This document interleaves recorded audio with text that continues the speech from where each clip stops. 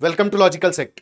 America और China के बीच में एक ऐसी लड़ाई लड़ी जा रही है जिसमें दोनों देशों की मिलिट्रीज तो एक दूसरे के सामने नहीं है, लेकिन उसका असर पूरी दुनिया पर हो रहा है। आप अपनी जिंदगी से इसका उदाहरण ले सकते हैं। रिसेंटली सोने और चांदी के दामों में बहुत ज्यादा उछाल देखने को मिला, लगभग 55%। 2025 अकेले में सोने और चांदी के भाव बढ़ गए। अब ये कोई नॉर्मल फिनोमिना नहीं है, बल्कि अमेरिका और चाइना के बीच में चल रहे युद्ध का परिणाम है। ये युद्ध क्या है? इसमें जिसकी जीत होगी, सोने और चांदी के भाव वही तय करेगा। अगर चाइना जीतता है तो सोने और चांदी के भाव और ज्यादा बढ़ने वाले हैं, और अगर अमेरिका जीतता है तो सोने और चांदी के भाव नीचे आ जाएंगे और अमेरिका दोबारा से दुनिया को कंट्रोल करना शुरू कर देगा। यह लड़ाई ही दरअसल डोमिनेंस की लड़ाई है। अगली बड़ी अर्थव्यवस्था कौन होगा, यह युद्ध तय करेगा। जो ये जीता वो दुनिया को कंट्रोल करेगा। तो लड़ाई दरअसल है क्या?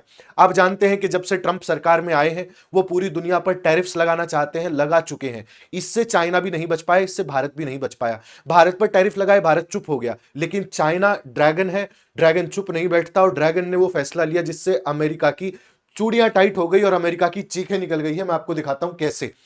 चाइना ने एक ऐसी ब्रूट फोर्स का इस्तेमाल किया यूएसए के अगेंस्ट, जब उस पर बहुत सारे टैरिफ्स लगाए गए, जिसके कारण अमेरिका की इकोनॉमी को बहुत ज्यादा नुकसान हुआ। लेकिन उससे पहले आपको यह समझना पड़ेगा कि यूएसए का डॉलर इतना पावरफुल कैसे हुआ और अमेरिका इस दहलीज पर कैसे आया कि वो दुनिया भर की इकोनॉमीज को कंट्रोल कर सके।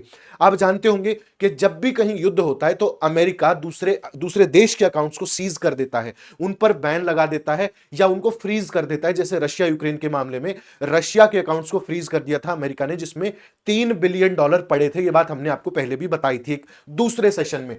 तो 1944 में एक सम्मेलन होता है द्वितीय विश्व युद्ध के बाद में, जिसे हम ब्रेटन वुड्स सम्मेलन के नाम से जानते हैं। यहां पर फैसला किया गया कि अमेरिकन डॉलर जो है वो दुनिया भर की अर्थव्यवस्था को कंट्रोल करने वाली करेंसी बनेगी। इसमें 1 आउंस गोल्ड को $35 के बराबर रखा गया। जब दुनिया को यह लगा कि उनका पैसा डॉलर में सेफ है और अगर डॉलर कमजोर होता है तो उनके बदले उन्हें सोना मिल जाएगा, इसलिए पूरी दुनिया ने डॉलर की जो डोमिनेंस था उसको मानना शुरू कर दिया और उसे अपनाना शुरू कर दिया। इसके साथ साथ अमेरिका ने एक स्विफ्ट सिस्टम बनाया, जिसके जरिए दुनिया भर में जो ग्लोबल सेटलमेंट्स होती थी ट्रेड की, वो डॉलर में होने लगी। इसके बाद अमेरिका की एक और लॉटरी लगती है और इस लॉटरी में उसे पता चलता है कि पेट्रो डॉलर इकोनॉमी को वो एक्सप्लॉइट कर सकता है। पेट्रो डॉलर इकोनॉमी क्या थी? मिडिल ईस्ट के देशों में, बहुत सारे देशों में अमेरिका को पेट्रोलियम पदार्थ मिले, वहां उन्हें एक्सट्रैक्ट करना शुरू किया और उनका व्यापार डॉलर में जैसे ही होना शुरू हुआ, पूरी दुनिया को तेल चाहिए था। अगर तेल खरीदना है तो डॉलर देना पड़ेगा, तो जिसके पास डॉलर है वो तेल खरीद पाएगा, और अगर तेल खरीदना है तो डॉलर होना आपके पास जरूरी है। यानी कि डॉलर नहीं तो तेल नहीं, और तेल और डॉलर एक दूसरे के साइमल्टेनियसली एक पर्यायवाची बन गए और अमेरिका का इससे बहुत ज्यादा विकास हुआ। इसीलिए दुनिया भर में डॉलर की डिमांड बहुत ज्यादा बढ़ गई। अब इसी डिमांड के परिणाम स्वरूप अमेरिका को लगा कि वो दुनिया को कंट्रोल कर सकता है, और यह फैसला ट्रंप ने लिया, ट्रंप 2.0 ने लिया, जब उसने पूरी दुनिया पर टैरिफ लगाना शुरू किया। इसका कारण क्या था? कारण यह था कि अगर दुनिया को हमारे साथ व्यापार करना है या किसी भी देश के साथ व्यापार करना है तो उसको डॉलर चाहिए, और डॉलर अमेरिका के पास है। तो अमेरिका बेसिकली डिक्टेट करता था वो टर्म्स जिनके आधार पर पूरी दुनिया का व्यापार चलता था। तो उसे लगा कि वो भारत पर टैरिफ लगा देगा, भारत के डेयरी और इंडस्ट्री मार्केट में घुस जाएगा, साथ ही चाइना को भी वो कंट्रोल कर सकता है। दुनिया भर पर ये टैरिफ देखिए, ब्राजील पर 50%, इंडिया पर 50%, उसके अलावा चाइना पर 35%, दुनिया भर पर टैरिफ्स लगाए। ये पूरी लिस्ट आप देख लो, यहां से आपको पता चल जाएगा। लेकिन इसका नुकसान क्या हुआ? चाइना की एक काउंटर स्ट्रेटजी यहां पर आती है और चाइना का मास्टर स्ट्रोक आता है, जिसके आधार पर अमेरिका से एक ऐसा युद्ध शुरू हो गया जिसमें ना तो तोप चली ना बंदूक चली, लेकिन अमेरिका की इकोनॉमी को कंट्रोल करने की ताकत चाइना के पास आ गई। चाइना ने क्या किया? चाइना ने गोल्ड खरीदना शुरू कर दिया था, और यह बात उसे पहले से पता थी कि ट्रंप एक ऐसा व्यक्ति है जो आने वाले समय में इस प्रकार के फैसले ले सकता है, क्योंकि उसका ट्रैक रिकॉर्ड ऐसा रहा है। और चूंकि डीप स्टेट काम करता है चाइना के मामले में, तो उसने गोल्ड को पाइल अप करना शुरू कर दिया था, जमा करना शुरू कर दिया था साल 2021 से ही। और आज तक चाइना इतना गोल्ड जमा कर चुका है कि वो लगभग लगभग अमेरिका के स्टैंडर्ड पर पहुंच चुका है। यानी कि अगर आज अमेरिका ये कहता है कि हम डॉलर के बराबर सोने को रखते हैं, तो चाइना भी ये कह सकता है कि हमारा जो युआन है वो भी गोल्ड के बराबर रखा गया है, क्योंकि जो total hundreds and tons of gold खरीदा गया सेंट्रल बैंक्स के द्वारा, क्योंकि बैंकों को भी पता था कि ये होने वाला है, और चाइना ने भी यही किया। इसके अलावा 2025 में जो टैरिफ हाइक हुए, उनसे गोल्ड में 20 से 30% की वृद्धि आई। और इसके साथ साथ एक और घटना हुई जिसको आपको समझना पड़ेगा कि गोल्ड बढ़ा और डॉलर गिरा। अब आप एक बात समझना कि अगर गोल्ड के प्राइसेस बढ़ते हैं इसका मतलब डॉलर का डोमिनेंस मार्केट में कम हो रहा है, और अगर गोल्ड के दाम कम हो रहे हैं इसका मतलब डॉलर का प्राइस जो है या डॉलर की डिमांड जो है वो बहुत ज्यादा बढ़ रही है। अब इन दोनों में आप पैरेलल खींच के देखिए, आज डॉलर क्या हो रहा है, आज डॉलर कम हो रहा है और सोना बढ़ रहा है। इसका मतलब चाइना इंपैक्ट कर रहा है अमेरिका की टैरिफ पॉलिसी के ऊपर। और ये जो बुल रन है ये 2026 में भी शुरू है और जारी रहेगा अगर चाइना की जीत होती है तो। अब देखो अमेरिका ने तो गलत फायदा उठाया अपनी नीति का, लेकिन चाइना ने अभी बस शुरुआत की है और उसका अगला मूव क्या है वो मैं आपको बताता हूं। अमेरिका के विरोध में चाइना सिर्फ गोल्ड पर और सिल्वर पर काम नहीं कर रहा, बल्कि चाइना के पास वो है जो अमेरिका सोच नहीं सकता। और आज जो घटनाक्रम हुआ है उससे मैं आपको इसको जोड़ के बताता हूं कि कैसे चाइना की बहुत खतरनाक रणनीति है। चाइना रेयर अर्थ एलिमेंट्स को कंट्रोल करता है। अब ये रेयर अर्थ एलिमेंट्स क्या होते हैं, अगर आप यहां देखेंगे तो मेरे पीछे पीरियोडिक टेबल है, इस पीरियोडिक टेबल में कुछ एलिमेंट्स ऐसे हैं जिन्हें रेयर अर्थ एलिमेंट्स कहा जाता है, जिनका प्रयोग बहुत सारे इक्विपमेंट्स में किया जाता है जिन्हें अमेरिका बनाता है। इनमें अमेरिका के फाइटर जेट्स भी हैं, मैग्नेट्स भी हैं और भी दुनिया भर की चीजें मैं आपको बताता हूं। अभी ईवी मोटर्स में भी इनका यूज किया जाता है और इनमें से ज्यादातर को चाइना कंट्रोल करता है। 17 रेयर अर्थ एलिमेंट ऐसे हैं जिनकी चाइना पर डोमिनेंस है। 70% गोल्ड और सिल्वर की प्रोसेसिंग चाइना करता है। 90% रेयर अर्थ एलिमेंट्स की प्रोसेसिंग चाइना करता है और यह प्रोसेस करके वो दुनिया भर को बेचता है, जिसमें यूएसए सबसे बड़ा बायर है। अगर यूएसए के पास ये रेयर अर्थ एलिमेंट नहीं पहुंचेंगे तो आप एक बात समझो कि उसका पूरा ईवी मार्केट यानी कि टेस्ला जैसी बड़ी कंपनी, एआई चिप और सेमीकंडक्टर यानी कि एप्पल का पूरा मार्केट, स्मार्टफोन का पूरा मार्केट, इसके अलावा टरबाइन बनाने में यानी कि बहुत सारी इंडस्ट्रीज इंपैक्ट होती हैं और करीब 2,20,000 टन की आवश्यकता टोटल इस रेयर अर्थ एलिमेंट की पड़ने वाली है अमेरिका को।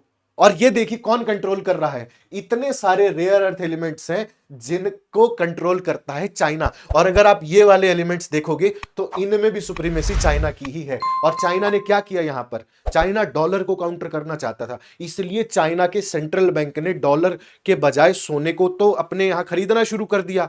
और ये जो रेयर अर्थ एलिमेंट थे जिनका प्रयोग करके अमेरिका दुनिया भर में अपने इक्विपमेंट्स बेचता था, चाहे वो फाइटर जेट हो, चाहे फोन्स हो, चाहे उनकी ईवी गाड़ियां हो, उनके लिए जो रॉ मटेरियल लगता था उस पर चाइना का कंट्रोल होने के कारण चाइना ने उसको होल्ड कर लिया, बेचना ही बंद कर दिया। और जैसे ही बेचना बंद हुआ अमेरिका का सामान बिकना बंद हुआ तो उसकी इकोनॉमी कम हुई, इसीलिए सोने का प्राइस बढ़ा है और इसीलिए डॉलर कमजोर हुआ है। और इसके बाद जो बड़ा मास्टर स्ट्रोक है वो मैं आपको बताता हूं। ये देखो, ये 68% चाइना कंट्रोल करता है, उसके अलावा थाईलैंड, ऑस्ट्रेलिया, म्यांमार और थोड़ा बहुत 12% के आसपास का यूनाइटेड स्टेट्स के पास भी इसका एक्सेस है। लेकिन इसमें जो बड़ी समस्या आई वो मैं आपको बताता हूं कि चाइना ने अपना जो परसेंटेज ऑफ एक्सट्रैक्शन है वो लगातार बढ़ाया है और जो गोल्ड रिजर्व है वो भी बढ़ा लिया है। अब देखो, इतना टन, करीब 1300 टन के आसपास रशिया ने अपना गोल्ड बढ़ाया और 1200 टन के आसपास चाइना ने अपना गोल्ड रिजर्व बढ़ाया।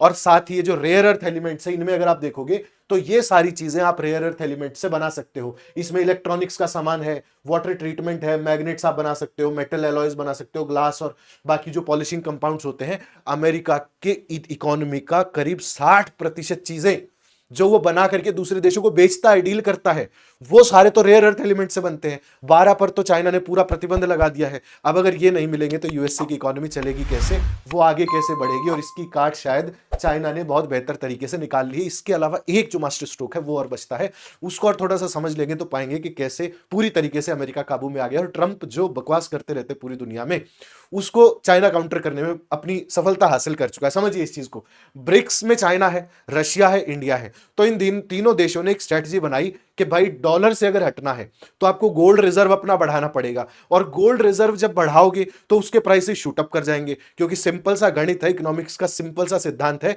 कि जिस चीज की डिमांड ज्यादा होती है उसके प्राइस बढ़ जाते हैं। मान लो 10 किलो सेब आपके पास है और खरीदने वाले 100 लोग हैं, तो आप 10 रुपए किलो बेच रहे थे, 100 लोग खरीदने वाले, तो नेचुरली उसके प्राइस बढ़ जाएंगे। और अगर आपके पास सामान बहुत सारा खरीदने वाला कोई नहीं है तो आप उसको सस्ते में भी बेच के निकल जाओगे। तो गोल्ड के प्राइस ज्यादा क्यों है? क्योंकि ज्यादा लोग उसको खरीदना चाहते हैं। और ज्यादा खरीदने क्यों चाहते हैं?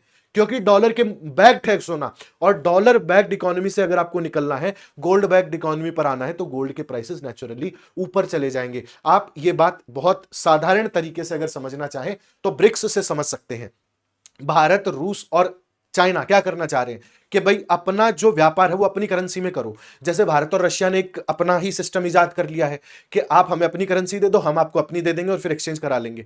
चाइना ऐसा ही कर रहा है युआन के साथ में, और जितने उसके पार्टनर कंट्रीज हैं, चाहे वो पाकिस्तान हो या जहां पर BRI belt and road initiative है जिसे सीपैक कहते हैं, वो जो योजना यहां पर चल रही है ना, वहां सारा लेन देन ये युआन में कर रहे हैं ये लोग।